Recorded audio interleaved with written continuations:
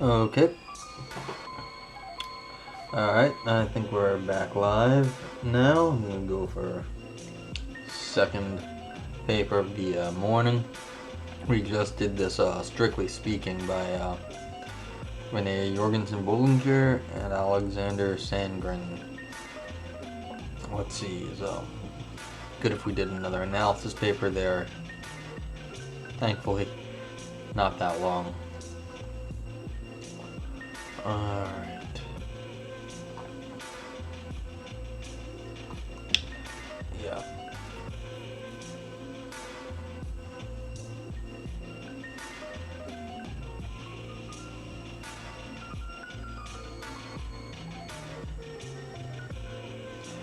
Interesting stuff by Stephen Finlay.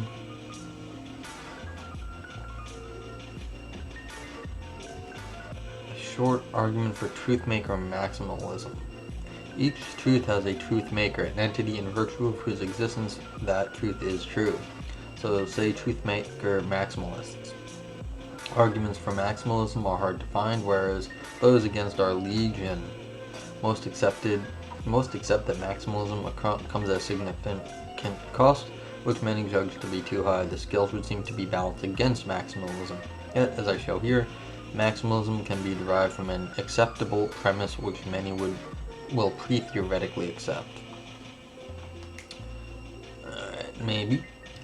Fit for an end. To my mind, a central insight of Stephen Finley's remarkable book, Confusion of Tongues, lies in his rejection of two opposing extremes in the theory of value.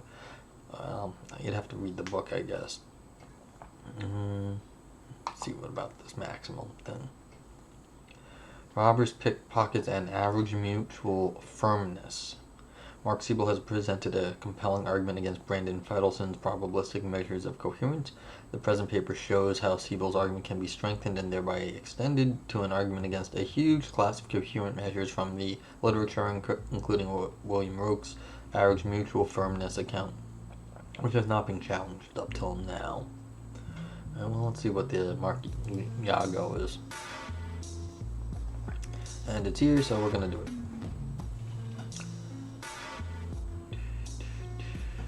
Oh no, you guys weren't. Shucks. Alright, well, yes, I was looking at all this stuff. My apologies for the video stream over there.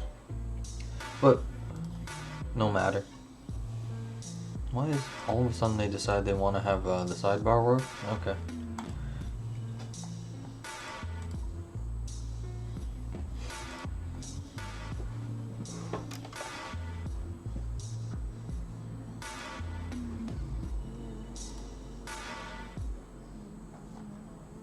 Nuts.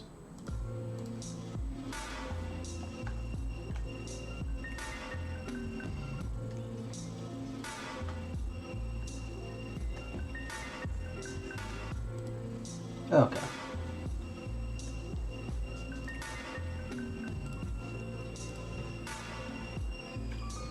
So,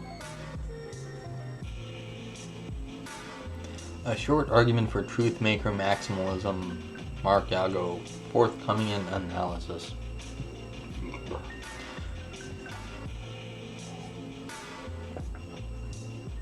Yeah, people in the chat, if you, there are some there I can see. Tell me if I'm being silly and I'll fix the thing. If you can't see what I'm looking at, because I'm not always looking at what I'm looking at. I'm looking at the content, not the stream. Each truth has a, well, you know what? And because it is sort of,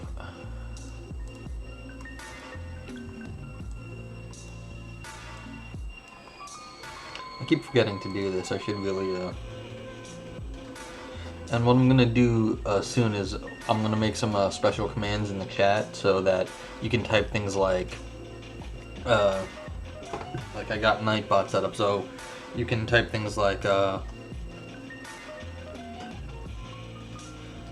and like if you type like exclamation point paper, what will happen is it'll give you a link to like this page here or whatever, and that way you can download the paper and read along with if you are. And I forgot to switch. So I'll give you I'll type like if you write paper here like this, what'll happen is, oh, and then we got messed up again. Interesting.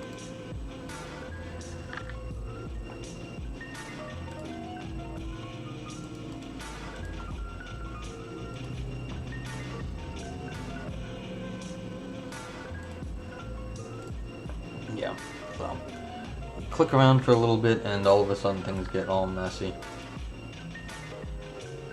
Yeah, that's what you get. You shouldn't do that in the middle of streaming. You don't change anything. So yeah, so what'll happen is if I'll set it up so that if you like do something like bang paper, the link here will then show up in the chat, and you can click on it and get it. And that way it'll be easy to follow along if you are so inclined. Anyway.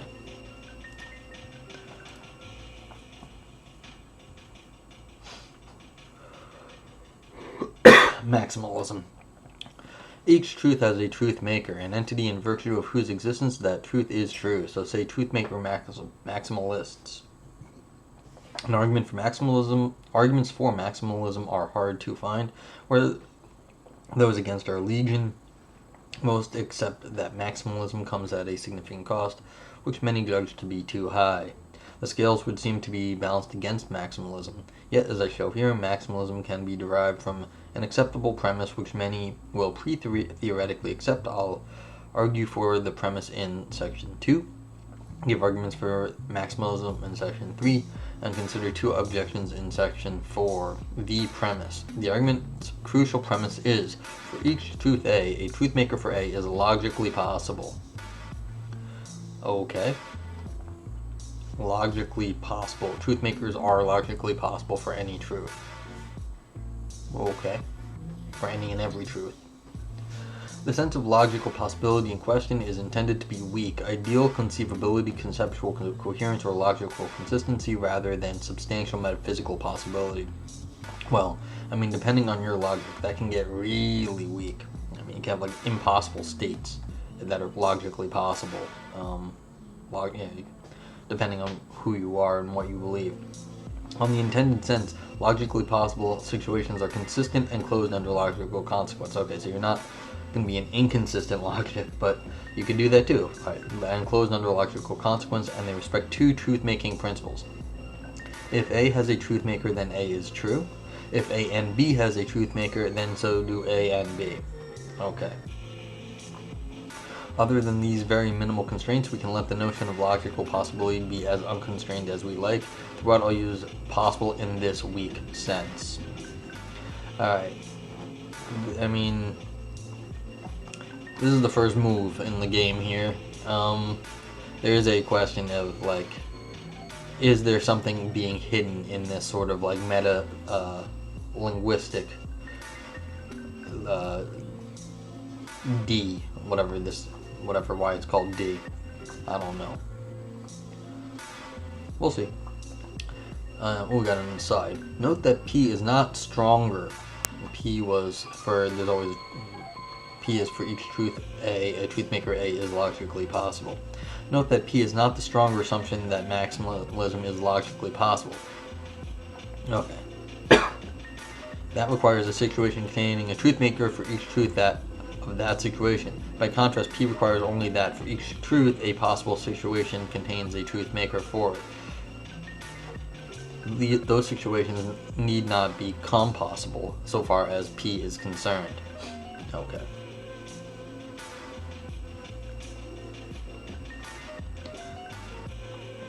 I will offer an argument that P is plausible in 2 steps.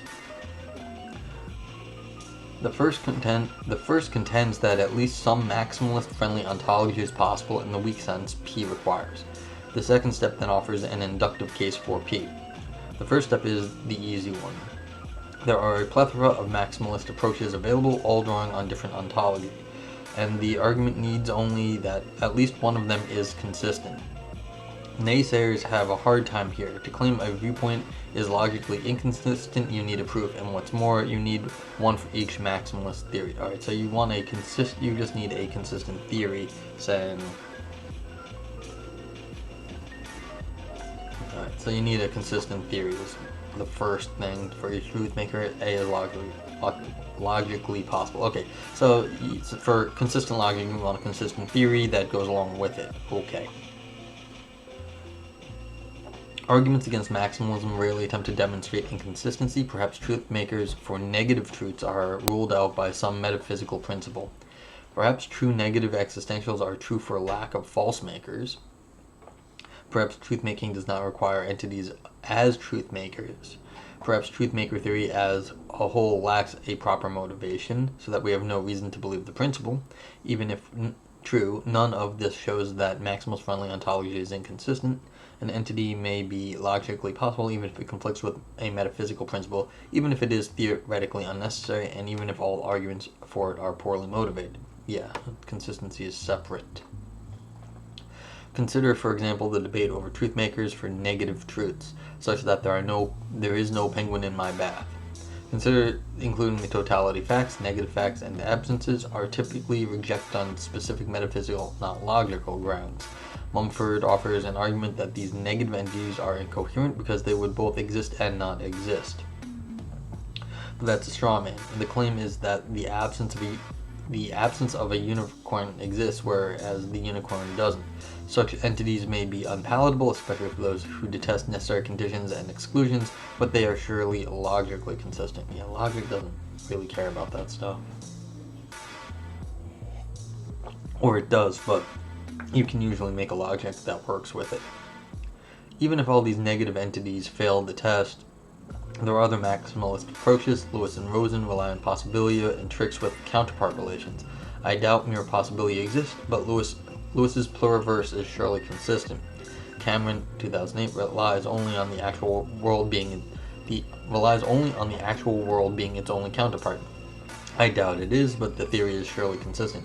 Schaffer relies on reality considered as a whole. Unlike him, I doubt its parts depend on the whole, but that is a metaphysical disagreement. His view is surely consistent. I mean, this person is very confident in everyone else's consistency. I'm not so confident in everyone else's consistency. Okay. Williamson argues that maximalism of any kind is inconsistent with the converse Barkin formula. You can read the converse Barkin formula, look that up on your own if you want. For all x, necessarily for all x, A implies for all x necessarily A. For a truth maker, for A exists by converse Barkin formula, it exists in all accessible worlds. So A is true in all worlds. So if all truths have a truth maker, all truths are necessary, which is absurd. Everyone should be worried by this line of reasoning. Converse Barkin formula implies that in each accessible world something is identical to me, yet surely I could have failed to exist. So either converse Barkin formula is false, or either there is some other non-logical sense in which I could have failed to exist. Perhaps I could have been a non-concrete entity. But in that case, we can allow truth-maker states of affairs to exist without obtaining. Either way, there is no argument against the possibility of maximalism here. But in that case, we can allow for truth-making states of affairs to exist without obtaining. Okay, so it's... Well, I mean, you don't have to accept the converse Barkin formula, too. You could just be like, that's not in my logic. I mean, yeah. Okay. So there's some non-logic sense where I could have failed to exist. Perhaps I could. Whatever. Yeah, I mean, the converse Barkin formula, I mean, even if it is inconsistent with the converse Barkin formula, maybe it's a good question. You can just reject the converse Barkin formula for maximalism, and then you can also, as author says, you can allow truth maker states to exist without obtaining. So there's a question of what it's the splitting of what the meaning of exist is right here. So exist without obtaining, which is, there are two notions of existence going on. So perhaps you can just use a set, like if you can break up the one for the Barkin formula, one for the truth maker states of affairs. I don't know how good that strategy is, but I don't think this is the paper is going to hang on the Converse-Barkin formula. The mere possibility of maximalist-friendly entities don't yet secure P in full generality, but consider some representative truths. Obama is male. Wombats are marsupials. 1 plus 1 is 2. There is no greatest prime number. Scarlet things are red. Now add many more of your own. I don't want to. For each, it's logically possible that a truth maker for it exists. And the examples cover specific and general, concrete and abstract, contingent and necessary, analytic and synthetic cases. Logical and analytic cases are not special in this regard. Whatever makes it true that Obama is male thereby makes it true both either is Obama is or isn't male, and the analytic either Obama is male or he isn't a bachelor. So we have a good inductive base for claims about truth. Reasoning inductively, we defeasibly infer the general claim P. Okay. So that gives us warrant, not proof, but reason nonetheless to accept P. P is defeasibly justified. I'll consider whether this warrant survives objections to P in section 4. Alright, let me just double check this because it seems like where the work is happening here. The mere possibility of maximum friendly ends doesn't yet secure P in full generality. Full generality for P. Let's go back to P real quick. For each truth maker is logically possible. So you give a few spots where there is a truth maker. Possible that truth maker for it exists. Okay, so this is why the Barkin thing was so important right before this statement. You have to have a very robust sense. You have to really, the whole thing hangs on what you mean by exists here for it to be logically possible and the possibility of existence. So this isn't, so this is getting a little metaphysically, or well, yeah, so there is sneaking some metaphysics into the logic here. It's of course how much existence are you putting into the quantifiers that, I mean, usually the existential quantifier is taken to have existential import. Sometimes people break this up and you say it's the particular quantifier and the general quantifier. It's not the giving existential import is just some and particular, and then you need a separate predicate for existence to separate that. So that's kind of what's happening here. And so the question is, where is the existence located in the logic? See, if you're doing it in the predicate position, then I'm not sure it's in the logic. It's a separate sort of predicate level thing, like you're predicating existence. It's not given to you in the logic. So in that case, do we actually have a good inductive base for claims about truth if you doesn't secure for each is logically possible that truth maker for it exists, but truth maker for it exists, in what way does it exist? If you're getting that by the logic, then yeah, it seems like it follows very trivially. If it follows by some other predicative operation, maybe it's not so trivial. Alright, so I'll consider maybe my objection will be covered below. So, the argument. So let's see. Suppose for reductive that some A is true but lacks a truth maker. Okay. Well, I mean, I think they're defining true as in terms of truth maker, so that would be a little weird. But by P, it is logically possible for that conjunct to have a truth maker. That supposed possibility is a situation in which there is a truth maker for A and A has no truth maker. Then both conjuncts are true, and so A has no truth maker in that situation. But since both conjuncts have a truth maker in that situation, A has one. Contradiction. By reductio, every truth has a truth maker. Yeah, I mean, this just follows from the definition. By reasoning is formally sound. Yes, it is formally sound by reasoning, but this is philosophy, it's not just logical reasoning. Let's abbreviate. There exists a truth maker for A by TMA, and it is logically possible that A by star A, or diamond A, sorry. The additional premise that TM is factive and distributes over conjunction. TMA implies A, so truthmaker A implies A, and truthmaker A and B implies truthmaker A and truthmaker B. Okay, so this is like, you can just, this is just sort of just call it truth. It's basically, we almost have the T schema for, yeah, so sort of a pseudo T schema for truth makers here. So disputes of conjunction, and whatever is provably false is provably impossible. So if you can prove not A, then proving it's not possible that A. Okay. Yeah, again, so it'd be like, if you can prove A, then you've proved not true of A. Because negation is transparent. And truth is transparent, so truthmaker is similarly similar to truth T-schema like. This is none other than the usual necessitation rule in disguise. Yeah, this is what it is. Then we may reason as follows. Okay, so this is I like, there's a little proof here of what was just said above, that you are getting yourself, that A implies that there is a truth maker of A. So yeah. Do we wait? Alright, so this is the little proof here of just what was spelled out earlier.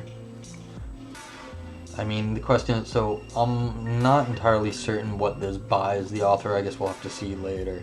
But just making this into a logic. Okay, we first proved that the truth maker of A and not TMA is inconsistent 1 to 3 and hence impossible 5. Yeah. So this allows us to infer not A and not TMA and hence maximalism 8. Okay, so they want, once they got their reductio, then they can get their maximalist principle. Okay. The reasoning is familiar from the church fixed paradox of knowability, which is no genuine paradox, merely a surprising piece of reason. The same, I say, applies here. Yeah, I mean, given the setup and the sort of understanding of existential existential predication given, you can get this, but again, the question remains of existent obtaining. What exactly is going on when you split existence, and does it follow so clearly that their existence that A exists in the right way through truth making if you have multiple existence understandings? Because if you had to throw in there exists like some extra E predicate in here, then this argument might not go through the same. Objections. Oh yeah, maybe there'll be an objection. Good. Having seen the argument, perhaps you're now minded to reject P. As I noted in section 2, our best bet to deny the induction step to P on grounds that the base isn't sufficiently broad. If our examples include truth-making talk, then we'll find a false instance A and not TM and not truth-maker of A. This move is dialectically ineffective, however, for it assumes the falsity of the maximum just itself. As an example, truth.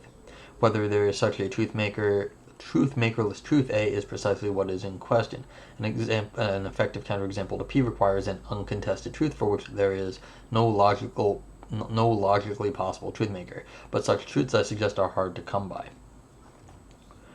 Perhaps the argument proves too much. It can be run for any concepts specifying F and D, so we appear to be able to deduce the existence of all manner of unappealing omniscient beings, evil demons, and the like, merely from assuming the logical consistency of the notion. Again, this is deduce the existence. What is that existence? We're in bad company. We're in bad company. Let's grant that, for example, omniscient beings are indeed possible. The analog of P doesn't follow, however, for it requires that for any A it is possible that an omniscient being or demon or whatever to exist and to know that A. See, and now we've got a knowledge and know A. Counter examples are easily found. There are no minds, there are no beliefs, nothing but a space-time point exists. To find a corresponding version of P plausible, one would have to posit a very close conceptual link from truth to knowledge. Perhaps that knowledge constitutes truth. That doesn't seem plausible, and so there's no bad company objection here. And if it is, the company isn't so bad. Oh, and that's it. Okay. Alright, yeah, so we have to be able to find the truth maker, and that makes the existence. The analog P doesn't follow, forever requires that for A. trying to understand this objection, or the non-objection, I guess, as it were. It requires that for A, it is possible for an omniscient being to exist and know that A. Okay, so we'd have to know it. But why didn't we have to know the other ones? Counter. There are no beliefs, nothing but space-time coexists.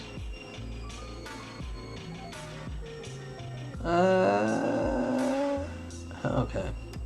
Find a corresponding P plausible, one would have to posit a very close conceptual link for truth to knowledge. Perhaps. Alright, so there's some sort of knowledge objection here. I'm not. Let's see what P was again. I'm not entirely buying this. Logically possible. And that's because we want to have maximum inversion. Okay, so you'd have to know of the existence of that is true. Okay. Yeah, for truths that we have a hold of. So we wouldn't be able to grab a hold of we have no access to the truths of these, like, bad company, I guess. And that's why I mean, if they were part of what we had epistemic access to, I guess, then the company wouldn't be so bad, though. So you can't just make up stuff and say, well, then there's a truth maker for it. It says, well, yes, but it's just not realistic, because we'd have to have access to the thing to begin with. So it's only for reasonable truth makers. Alright. So the analog of P doesn't follow. They are indeed possible, but it doesn't follow because it requires a phrase. It is possible for an omniscient being to exist and to know that. So we'd have to know the existence of it. Yeah. Okay, that's fine. It's a little too easy. Okay, this is a nice argument, but I fear, like I said, that existence has more than one, that the existence and logic is not a clear relation.